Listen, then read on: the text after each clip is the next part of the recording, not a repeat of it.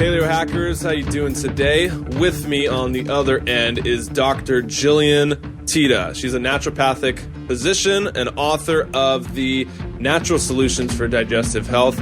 North Carolina, Shark City, what up, Dr. Teta? Hey, Clark. Thank you so much for having me. I really appreciate it. Love what you guys do at Paleo Hack.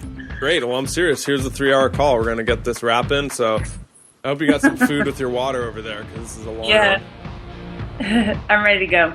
I'm ready to go too, and digestion is what we're talking about today. If you guys couldn't tell based on the book title, we've had some digestive guests on here before. I was thinking about it before the call. We just had Krista Orecchio on here to talk about all like the 5 steps of healing your gut.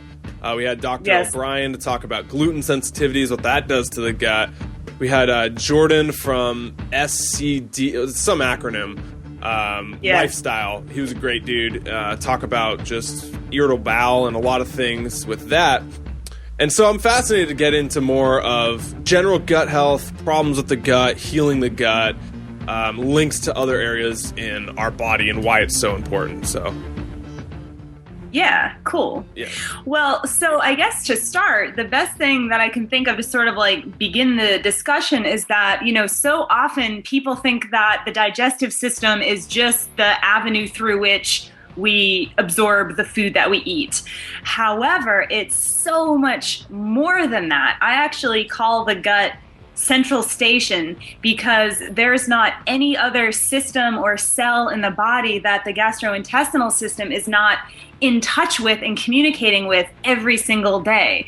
So we've got direct links to the immune system.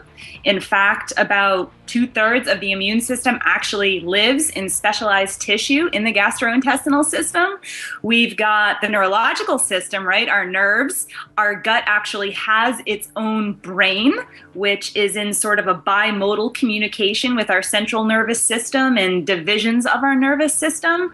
And then we've got the impacts that it has on our hormonal or our endocrine system, whereby many hormones and neurotransmitters and communicatory chemicals are built, recycled, resorbed in the GI system itself. So in this way, a lot of conditions that we might think have roots at other places actually are being, if not driven directly from the gut, can greatly be helped by addressing gastrointestinal health. A lot going on. I mean, what you mentioned, like 70% of your immune system in your gut, like you said, 2/3. 100 trillion cells, more bacteria than cells, rather, in your gut. Hormonal production, right? A lot. Yes. So a lot. Yes. Actually, our go for it. Our microbiome, what you were just getting at, the 100 trillion cells, they actually, so it's this colony that is collectively known as the microbiome. And they are this like vast colony of bacteria, mostly beneficial, that are housed in our large intestine. And it's really neat. Your readers and your listeners are super savvy, so I'm sure they already know this, but they actually outnumber our human cells 10-1. So this body, we are 10 times more bacterial than we are human. And they have a huge variety of functions that they do, and not favors, but just functions that they do for us in terms of not just digestion, but also immune health and killing pathogens and killing bad guys, and even things like your blood lipids and your blood pressure, and then mood. Yeah. So there's a lot going on. Is this how you are at parties when you get invited and they ask you what you do? You just launch into the gut and start spewing out? Like, let me tell you about gluten sensitivity and the microbiome. Yeah. You know those party crackers you're eating right now? Oh, gosh. You're right. Yeah. No, it's fascinating. I mean, I think a lot of people are getting more educated. There's more books coming out, especially with the whole gluten-free movement, low-carb movement. All this stuff is getting at gut health, really, and people are starting to link it up. Like when I eat fast food, or even not fast food, just everyday food that we once thought as healthy may not make me feel as good as I thought it did, or why do I still feel sluggish if I'm trying to eat clean from Whole Foods, and all these different missing links, and a lot of it can be linked to the gut, and for sure. I mean, one thing that just blew my mind when I was doing research, and I get on these calls, but I forget a lot of the stuff, and I go back and revisit it, and there's a lot of little facts and tidbits. But I was researching online, and it was, oh yeah, that happens. It was something like 80 to 90% of your serotonin is produced in your guts, the neurotransmitter for mood. SSRI is what they pump into them. It's just in your gut right there. So that's pretty accurate, right? That's what you've seen? Well, what's really interesting about that, I don't know if you guys follow Sean Croxton's work in Underground Wellness, but he just put on a huge, one of his second opinion series called the Depression Sessions. And in it, talked all about depression. I was a guest expert lecturer there, and he interviewed me, and that was exactly what we talked about, Clark, was the role of serotonin and the microbiome that resides in the gut in relationship to mental and emotional health. And you're exactly right. About 90% of our body's serotonin is produced in the gut, and also the receptors for serotonin are also really, really dense in the gastrointestinal system. And it's very interesting. I'm just going to take it a couple steps forward. The cells in our microbiome, the bacteria there's a certain strain that are called spore-forming bacteria. Okay, specifically the strains that I'm thinking of are called Actinobacter. These strains talk to the cells that make the serotonin in your gut. So there's these specialized cells that are called EC, or enterochromatin cells. I mean, it's just an acronym, it's just a name, but those are the specific cells that are actually making serotonin in the gut. Serotonin has its reputation for being like a feel-good, happy hormone, and it is the target of much pharmaceutical attention in terms of mind and emotions and these types of things. However, serotonin is really important for gastrointestinal health. Particularly, serotonin has the action of initiating or starting peristalsis. And peristalsis is that rhythmical muscular contraction that propels food down and out and is responsible for keeping us regular. And I know this isn't like a cocktail party conversation, like talking about like regularity and like pooping, but if we have too much serotonin, we tend to be really fast digesters, more prone to loose stool. If we are not making enough, or if we're having some type of like dysfunctional signaling there, we're more prone to constipation. And of course, someone with something like IBS or a functional gastrointestinal disorder, they have a lot of issues with serotonin signaling, and by supporting those serotonin pathways, we actually can get good gastrointestinal results. And there's a specific receptor. So there's not just one serotonin receptor. There's like a wide variety of them. And one researcher joked there's like ants at a picnic. Like every time you turn around, there's more of them. But there's one in particular that is the sort of focus or what the researchers are honing in for functional bowel disease like chronic constipation or like something like IBS. Okay, so loose stools means you're happy. I thought it meant I just drank too much coffee. No. I'm just a happy guy all the time. Every morning, I'm really happy.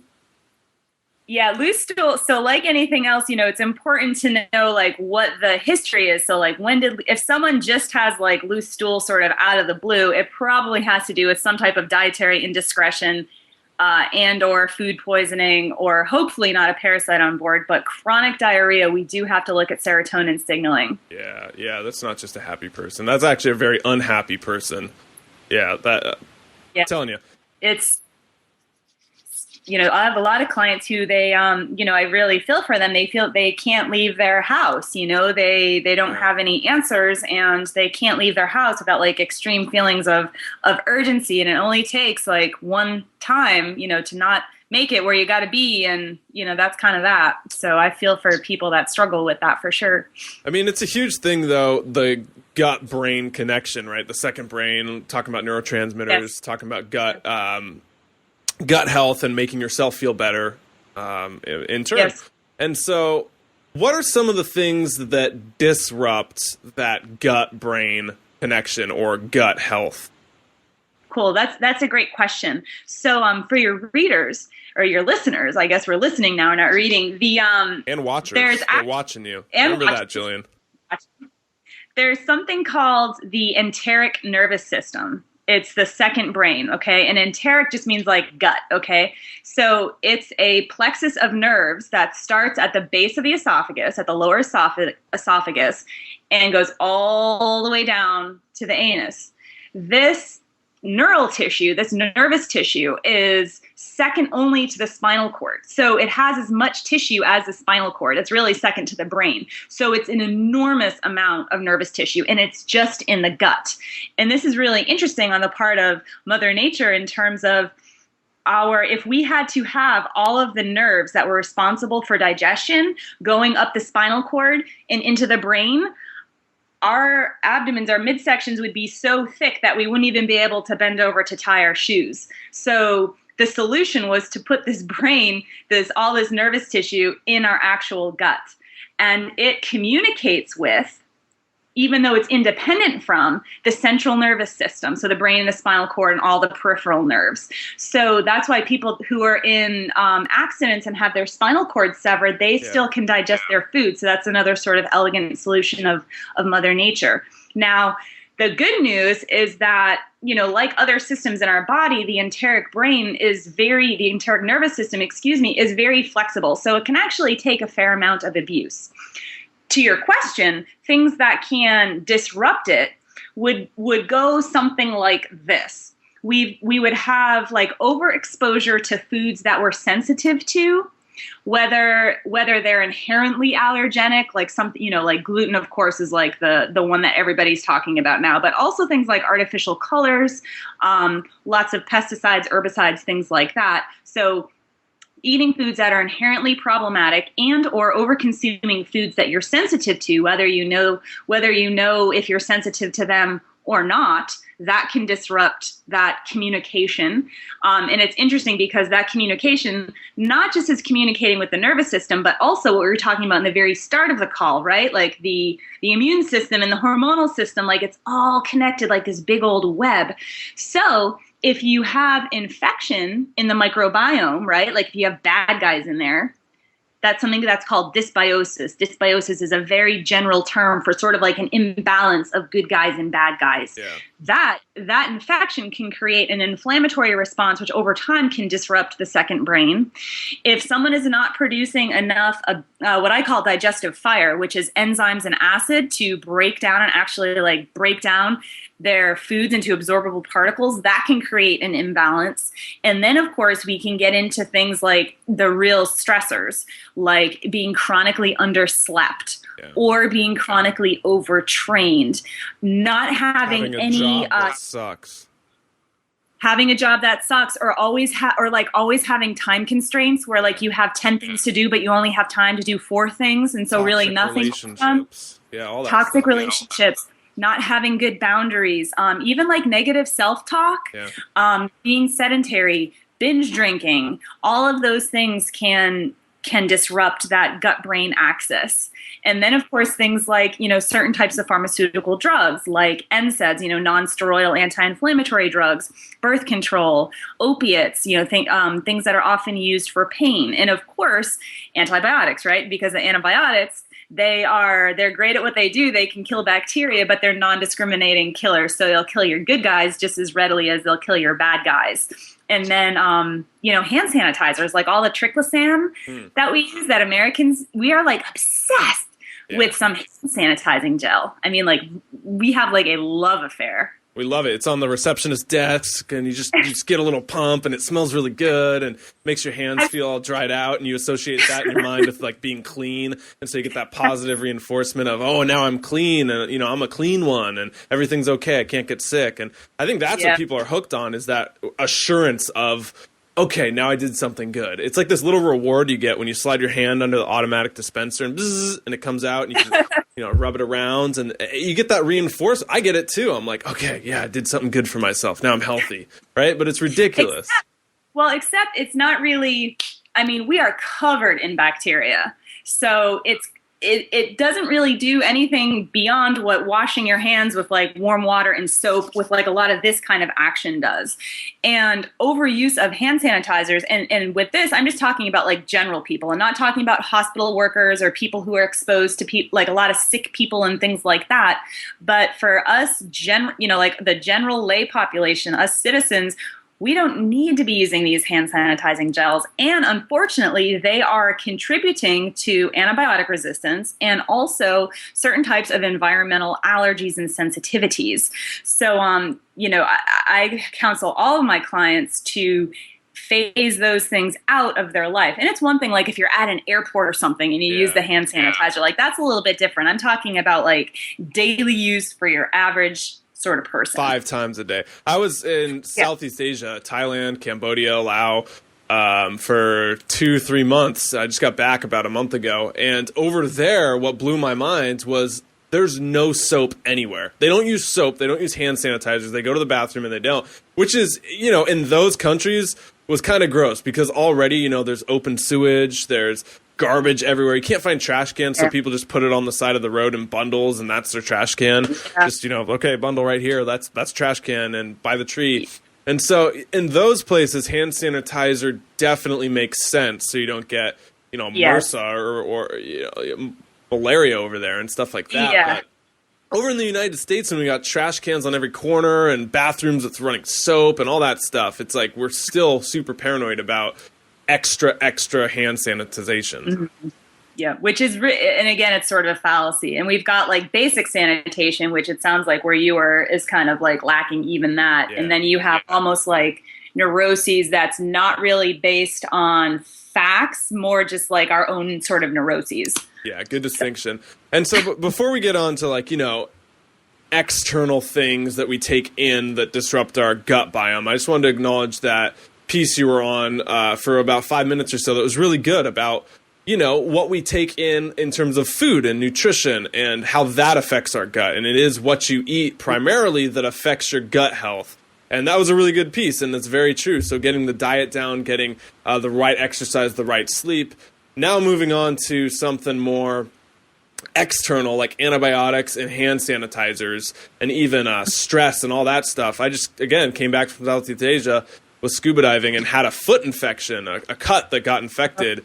I came back here, and I was so against antibiotics, and until my foot literally almost fell off. It was so red, and I went into the doctor, and they're like, "What are you doing? You're an idiot."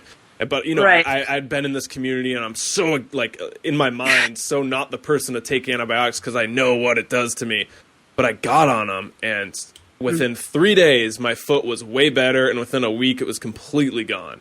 And I was like, man, this is a miracle. Like this really did save my butt, and this is something I can now see the benefits of. And I used to preach so hardly against it, and now I'm almost like I'm still like, don't use it for everything, but I'm a lot more pro antibiotics now when you have a condition that requires them. Yeah, I want to be super clear for your audience. I'm not anti-antibiotic. Right. But what I am for is the judicious use, the appropriate use of antibiotics. So the exact example that you gave is a perfect example of the judicious use of antibiotics. You had an infection, you really needed them, they helped you. So what we've got, particularly in America, and particularly, unfortunately, with the pediatric population, is we have up to 40% of antibiotic prescriptions not being necessary, either being prescribed for something that they're not indicated for or being prescribed for viral infections, which they don't even work for. Unfortunately, in this country, we have this culture of like going to the doctor and like telling them that we want antibiotics, and doctors just get burned out and they're like, well, fine, here you go. Yeah. So when I have a client who is debating on getting on antibiotics for whatever, whether it's a urinary tract infection or acne or anything, one, you want to absolutely make sure that you have something that an antibiotic is warranted for. And then also, like, say if there's like an upper respiratory infection, if you can culture like a sample of either sputum or urine or whatever to figure out what antibiotic to use, that's even better, because that lets you sort of prevent being jumped around antibiotic to antibiotic until you find out what works. And then for people who do take antibiotics, there's a lot that you can do to help offset any potentially negative side effects from antibiotics. I always have people take a probiotic alongside. The antibiotic does not kill all the probiotics, and the probiotics do not disrupt the efficacy of the antibiotic, but the probiotics do help offset any potential side effects of antibiotics, like antibiotic-associated diarrhea is a huge one, and of course, C. diff infection. So what I have people do is find a probiotic that has at least 20 billion, with a B, CFUs, that's colony-forming units of beneficial bacteria, primarily of the lactobacillus and bifidobacter strains. And then I have them take that for 3 times the length of the antibiotic round. So if you were on a 7-day course of your antibiotic, I was on 7 days. I'd have you take it for 3 weeks. And of course, one of those weeks hopefully would be, the same time that you're taking the antibiotic. Yeah, I was an idiot, and I thought in my mind, classic Clark male logic was saying if it's an antibiotic and I take a probiotic, then it'll cancel each other out and it won't work. So I'm not going to take the probiotic. And, I researched it later on and found that was a bad move. But, I got the whole food 42 billion one. It was the most expensive one, so it must work the best, right? I splurged. I went for it. It was like $50, like $1 a pill or something. Ridiculous. I know. Yeah. Some are really expensive. Some probiotics are really expensive. Sure. So, okay. So how should I be using that now that I got off my antibiotics? Like, what should I be doing now to kind of restore my gut health? So, do you still have your probiotics? Yeah, it's in the fridge. I would just, do you have like a full bottle worth? Like 30 days? Yeah, it was 30 days and I'm taking 3 a day. So I think I'm on day number 8 or something. So I'm running out. Okay. I would take it for 21 days. And then also in the meantime, I would be eating fermented foods periodically.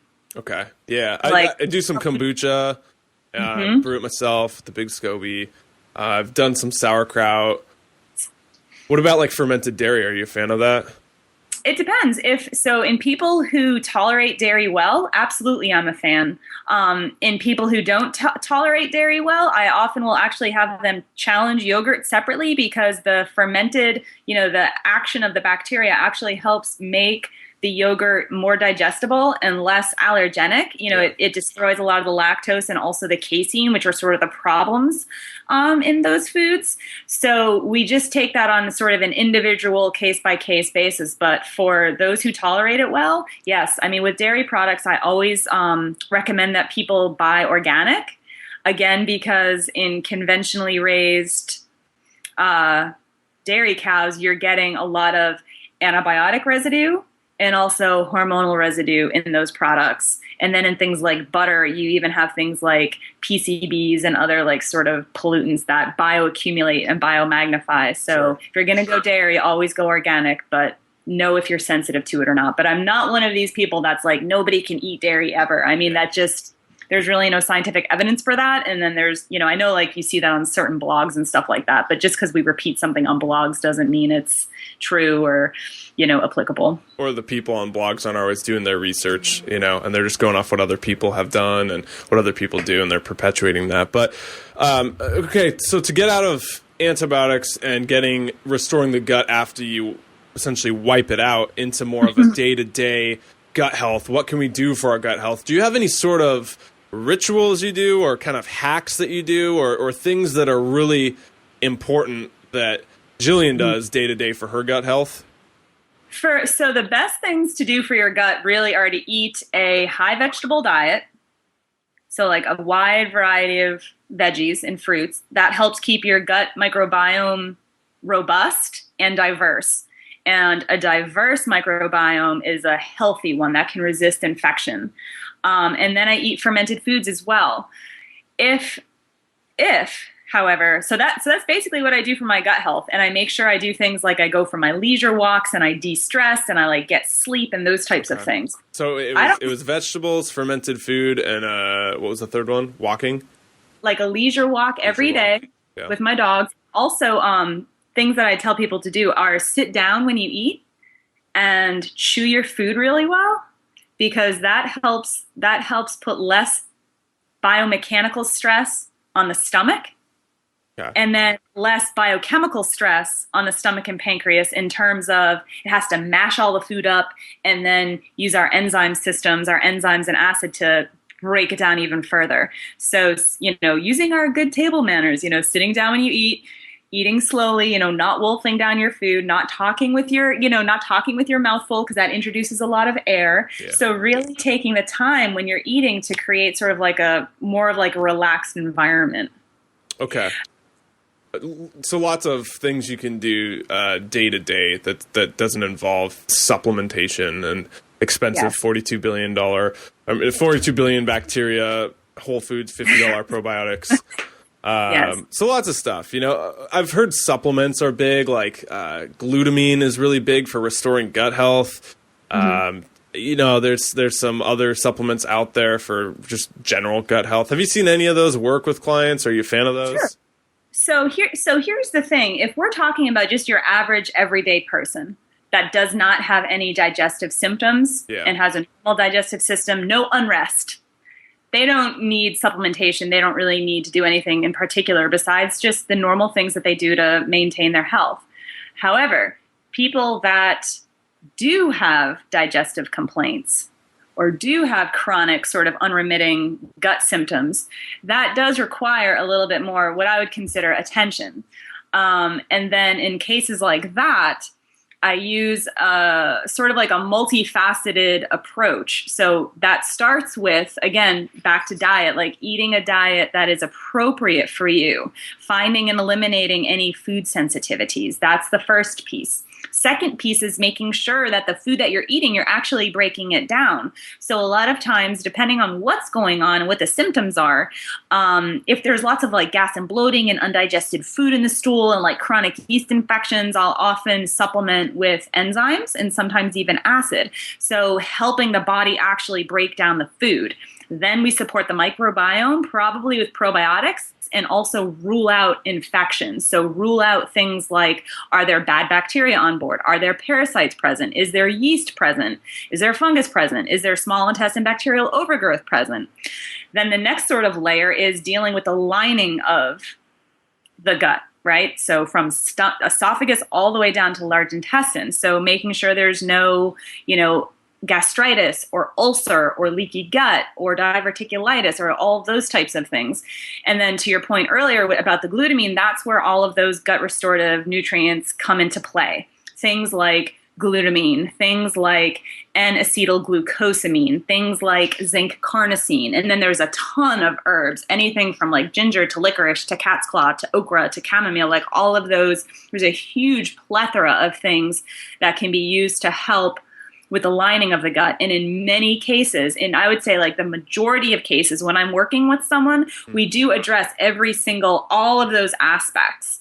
And then of course, all the de-stressing stuff. So when you do all of those things together, then you're going to enact the best sort of like change and cure and symptom reduction. Okay. So for someone with gut symptoms and problems, yes, I do supplementation.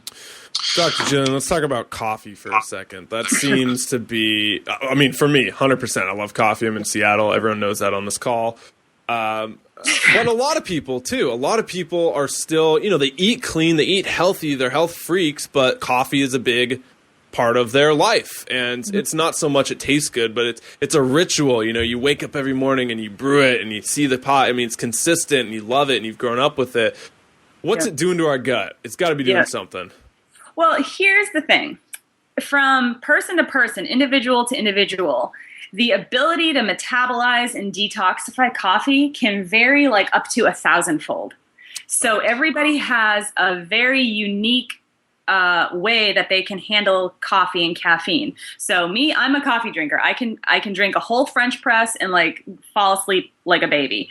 I have some clients who they can't tolerate any coffee at all and can barely tolerate caffeine. This has a lot to do with our ability to detoxify it. So coffee is one of those things where there's plenty of evidence to show that it enhances cognitive and physical performance. The bitter compounds in coffee actually act like a digestive tonic where, a lot of people report it helps them go in the morning. Yeah. But then of course, like anything else, coffee can be overdone. So if people are using it as a crutch, crutch to like stay awake, then that's where we sort of get into problems, and that's a little bit problematic. So coffee is a highly, highly individual, topic. Right. I don't know if that answered your question. No, it makes sense. I mean, I love that answer because we haven't had it. It's always been either a dogmatic, like, no, you can't have coffee. How dare you, you unhealthy freak? Or it's been, yeah, you can have as much coffee as you want. Just make sure to put pounds of butter in it and coconut oil, you know? And it's just like, and buy this really expensive mycotoxin-free coffee, you know? Like, only from this one source. But with coffee, I mean, yeah, it's individual. It's case by case. It depends. But is it doing anything to our gut mucosa down there? I've heard it thins it. I would say no. So I would say like if you're like a regular coffee drinker, okay, and you're having like 2 to 3 cups a day, that's not going to be adversely affecting your gut. Now, if you get into a situation where I don't know, say you get dysbiosis, or you're in some accident or some virus, or there's some trauma, could coffee play a part in worsening something? Sure. In terms of thinning mucosa, are you talking about the actual cellular layer, or are you talking about the mucus layer that sits on top? I heard that it can thin the cellular layer, so like the villi, microvilli, and thin the mucosa so you can't digest things as well. And so then that leads to issues like leaky gut, and you're more susceptible to those kinds of like autoimmune diseases. So here's something that's cool. The lining of the small intestine is actually only 1 cell layer thick. The villi? So yeah. So there's cells, and then the cells have villi on the end. Now, gluten, of course, in people with celiac disease, you can have what's called villous atrophy and blunting there. But I have never, and I would love, like, if you have the research, or one of your guests has the research about coffee thinning the villi, I would love to see that. To me, honestly, that sounds like natural health guru kind of dogma babble. I mean, science, as they would call it. So I don't, so that's my opinion on that. Is coffee appropriate for everybody? I mean, I'm not saying that either, but it is highly individual. And also I think it's important, for me, like the coffee that I buy, it's organic, it's shade grown, it's like even fair trade, fair wage. So there's a lot, there's a lot of considerations there, but you will never hear out of my mouth, don't drink coffee because it thins your mucosa. Good. That's Dr. Jillian busting the myths on this show. I like it. Getting to the truth. Did you hear that, guys? Keep drinking your coffee. Just make sure it's the Whole Foods organic, shade grown, fair trade certified, no soy, no dairy, no gluten. Yeah. Good stuff. I am one of those people. I do throw some grass-fed butter in my coffee. I love it. I mean, I don't necessarily like buy the brand, like the MCT oil, but I do love grass-fed butter and coconut oil in my coffee. I can't do the coconut oil, but I'm with you on the butter occasionally. Yeah, froths it up real nice. The IKEA little $4 blender or whatever that you can stick in there and blend it right up. So I put the Vitamix. Oh, Vitamix is good. Yep.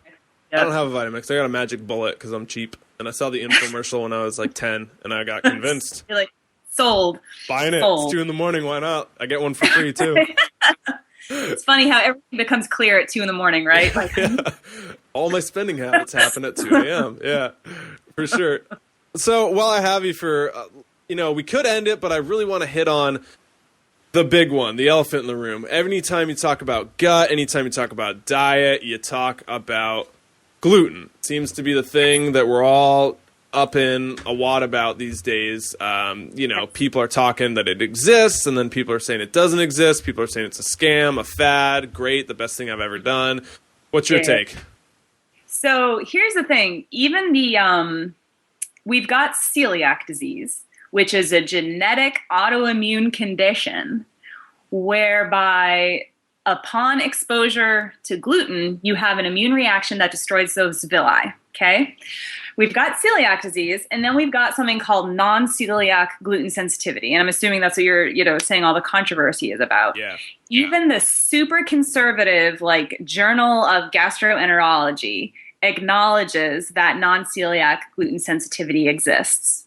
They also, in the same breath, say that we do not have great testing options for it yet. And so what I do in my practice is, if people are willing to test, what we can do that. And what we often do IgG testing, which is different from other types of testing. Like when most people go to the allergist, they get the little pricks on their skin, right? And then they say, oh, you don't have any food allergies, but that's checking for IgE sensitivity. There's another whole different way that you can be sensitive to a food, and that's through IgG. And there's actually a lot of other ways too. And that's an immune response, right? So if you eat something that's not good for you, or you're not supposed to be eating like gluten, they're testing to see if you react to it. If you're making antibodies to it, yes. Antibodies to it. Yes. But that does not capture all forms of non-celiac gluten sensitivity. So the test is not perfect. So what I do, and what is considered, like in my community, like the gold standard, would be to actually do an elimination diet. And then I take it a step further, where if someone's coming in and they have like all these, like, again, gut symptoms, we'll do an elimination diet. And then we'll also do all of those other gut repair things in conjunction with the elimination. So we do the enzymes, and we do the probiotics, and we do the gut lining stuff, and we're doing all the de-stressing stuff. And by giving the body like a break from gluten, and then doing all of those other things that kind of like spruce it up, it's almost like you're starting with a clean slate. And so from that platform, you have a great opportunity to actually see what gluten is doing to you. So then I have people challenge it back in. And then your body, you'll know fairly quickly if you can handle gluten or not.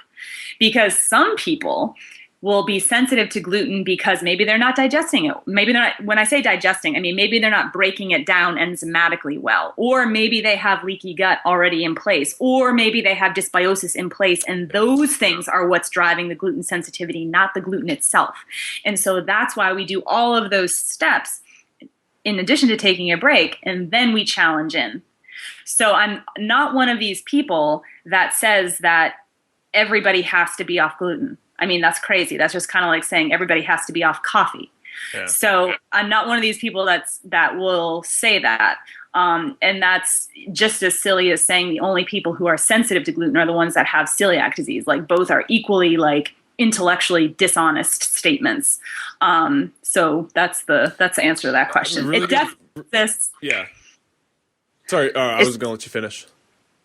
It definitely exists. Like, non-celiac gluten sensitivity absolutely exists. Absolutely. And I love the distinction you made between, so two things. The first two, non-celiac gluten sensitivity versus the actual genetic celiac disease, which my girlfriend's mom has, and her hair was falling out and completely bald, completely gone, got off of gluten, and now she has almost a full set of hair, looks great. Yeah. You wouldn't think twice. Yes. I mean, amazing things happen when you have that and you go gluten-free. Yes. So crazy things can happen like that. But then the non-celiac gluten sensitivity is kind of what we're talking about again with the health community. And what you said that I want to reiterate is the testing. The testing's just not there. I mean, they take a snapshot of your gut. They can take some of that, look at it under a microscope, and basically tell you if you have celiac or not. But they can't really test you for just general intolerances, like with the antibody test, like you were saying. I think Dr. O'Brien was talking for every, I think it was a 1-to-8 ratio. So one person who has gluten sensitivities manifests themselves in their gut. 8 people have it in their brain. I could be butchering that, but it was at least 1-to-4, if not 1-to-8. So way more people have this manifesting in different ways than just their gut or just the common like indigestion symptoms. It could be brain fog. It could be depression. It could be anxiety. It could be acne. It can be all this other stuff. Well, and that's why the elimination challenge diet is so important, because when you bring that back in, you are looking for a return of, or an exacerbation of, or a worsening of symptoms. And I don't just mean gut symptoms. I mean things like, rashes and itchiness and joint pain and acne and headache and brain fog and all of those things that you just mentioned, because the gut is connected to all of those other systems.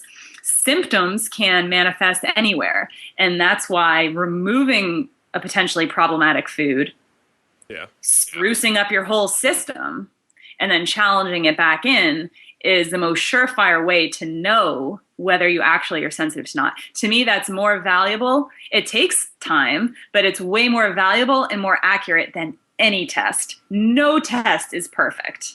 Yeah.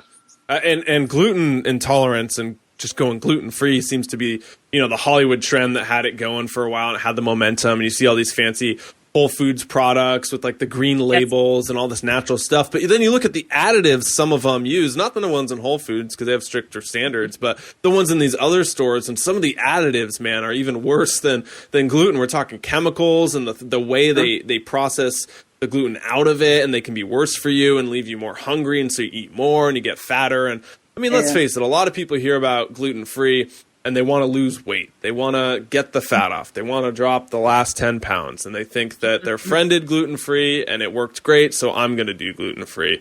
And they end up just replacing the blueberry muffins with the gluten-free pancakes and more sugar and more this. So there's a right and a wrong way to do it.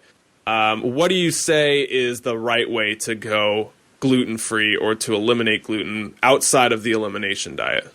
Yeah, absolutely. Well, it's funny because a lot of those gluten-free products, like especially like the baked goods, do have less fiber and less protein and more carbohydrate than their gluten-containing counterparts because gluten is a protein. And a lot of the gluten substitutes like potato and rice and sorghum, like they're just higher, they just have higher starch. So to me, like going gluten-free is not like just an invitation to make a lateral shift to all of like gluten-free baked goods. It's actually an invitation to maybe have more of an emphasis on foods that are appropriate for us. Again, like vegetables, fruits, clean meats, like lean meats, seafood. It's more of an invitation to eat a more appropriate or fitting diet for you, which does look like lots of veggies, lots of fruit, like good healthy proteins, maybe a little bit of dairy if they can tolerate it, and then maybe more hypoallergenic grain if they can tolerate it. Which is good because that's why it's hard to see if gluten-free is actually making you lose the weight if you do it right, or if it's just the fact that you're now eating a bit low carb and you're eating a lot healthier and you feel a lot better from the healthier foods than you did from the not so pasta, bread, sugar foods, all that stuff. So it's hard to really distinguish between like gluten-free, if N equals 1 with gluten-free is making me lose the weight and feel better, or if it's eating the food that's making me lose the weight and feel better. Well, it's funny. A lot of people with celiac disease, once they're diagnosed and once they start going gluten-free, they actually will put on some weight because they're finally absorbing their nutrition again.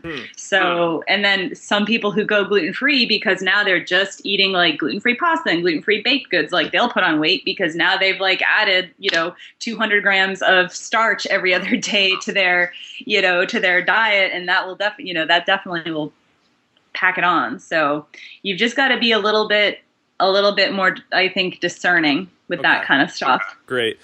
One of the last questions, Dr. Jillian, I like asking the experts that we got on the other ends. What are you working on now with your health or exercise? Like, are you incorporating anything you're trying to improve on? It's funny. I just got back from almost 2 months in Europe, kind of like you. Was on a long trip. And so I got out of, one of the habits I was really trying to cultivate and now getting back to is a yoga practice. Several years ago, I did yoga for a few months, and I've always been sort of like not a hardcore exerciser, but I'm a former professional figure competitor and a sprinter, and I always like lifted weights and did sprints and was always in the gym and stuff.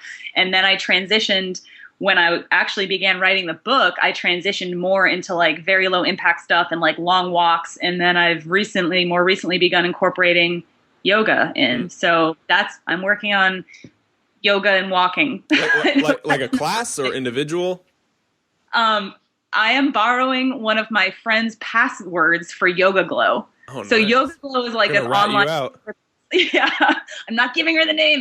But it's this online, subscription site, and you basically just log in and there's all classes. And so I go in the spare bedroom and throw the mat down and just, have at it. That's what I do with Netflix, so don't worry. We're on the same boat. I think most people do that, honestly. Borrow the password. Well, this is great. Dr. Jillian, again, your book, Natural Solutions for Digestive Health. Tell us a little bit about the book, why you wrote it, and where they can find it. So the book, it's on Amazon, it's in Barnes & Noble, it's in like all your major bookstores. You can find it online. And essentially the book is is a culmination of all of my clinical experience. So the people when I started practice almost 10 years ago, the people who started to come to me were all people with gut issues. Like when I was in school, I had no idea it was as prominent and prevalent as it is. So I essentially created the book, wrote the book with my co-author, Jeanette Bessner. It was awesome. She did the food plan and all the recipes. So essentially the book takes you through, I wanted to make it for the everyday person to be able to understand these concepts like really simply. So what the book is essentially is a walk through a normal digestive tract and then what can go wrong along the way. And then the next section is why things go wrong. So a lot of what we were talking about, like nutrition and stress and like all the drugs and blah, blah, blah. Then the next section is the heart of the book. It's the Fix Your Digestion Gut Restoration program, which are all those steps that we've talked about.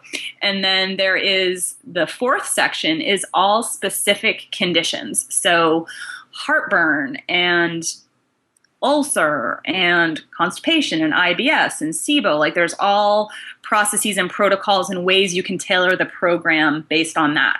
And then the very last section is all about kids. It's all on pediatrics. So I'm really proud of that last piece because there's really no gut books out there for kids. And so we were pumped to have that. So it's for the everyday person that literally has any digestive complaint, whether it's like just a chronic symptom, like I'm bloated all the time, or if it's a formal diagnosis, like I have Crohn's. And then there's other things in there like skin stuff and asthma and those types of things because of those really strong connections and links to the gastrointestinal system. Natural solutions for digestive health. Thanks for coming on, Jillian. Phenomenal speaker. You're very articulate and you got a lot of passion behind what you do. So I respect you for that, for sure. Oh, thank you so much, Clark. I really appreciate it. You've been a great guest. Come back anytime. Oh, I sure will. Thank you.